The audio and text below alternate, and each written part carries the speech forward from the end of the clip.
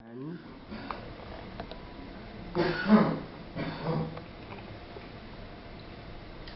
Hi there, you are watching Diamond Media TV with me, Wanjiru Mbugua, and today I want to take a question from Lucy Cargo, and she writes to me asking what is brand communication and specifically the concept of image. When you talk about brand communication, you are talking about the tools that you're going to use, or that platform that you're going to use to be able to communicate to your publics or your audience. And when you want to communicate to people, there has to be a form of a channel so that it can distinguish you and the other person in the market. For example, with brand communication, there has to be an identity, and this identity must come in the form of a logo. The logo will distinguish you from anybody else in the market. This is why you do not have Safaricom, for example, looking like Coca-Cola. The logo for Safaricom is absolutely very different. The colors, the look, the feel, the touch.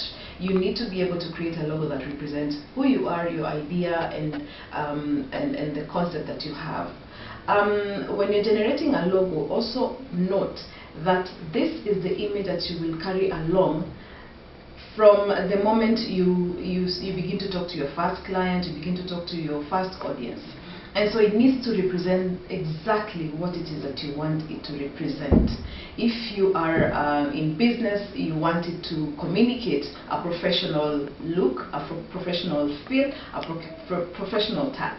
And so you should not go too far away from that professional look into a very casual look. For example, an entertainer, a DJ would not have the same kind of branded logo compared to someone who is in business. For example, in marketing and consulting firm.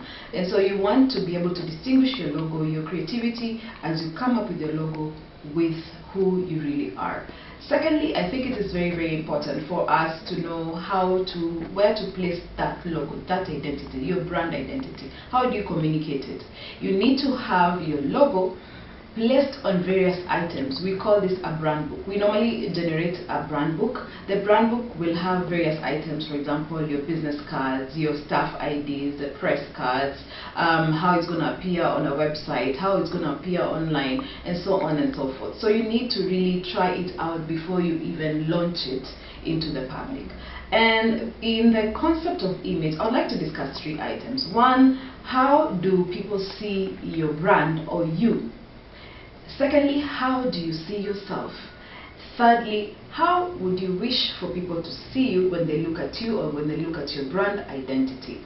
It is very important that people get to know who you are on the first instant, because the span of concentration really in any person, in any individual, in any human being is very short. And so you want to strike to someone, you want to communicate immediately of who you are, and you want to be able to say what it is that you want very quickly, so that you don't lose this audience.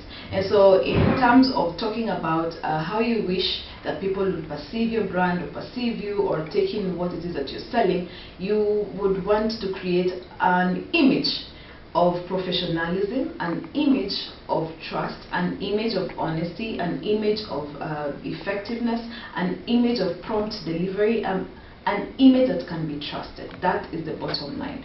So anytime you're thinking about your brand identity and how to communicate to your audience, it is important that you look at these three key items, the key elements, which is how your brand is seen by others, how you see your brand, and also how you wish your brand to be seen.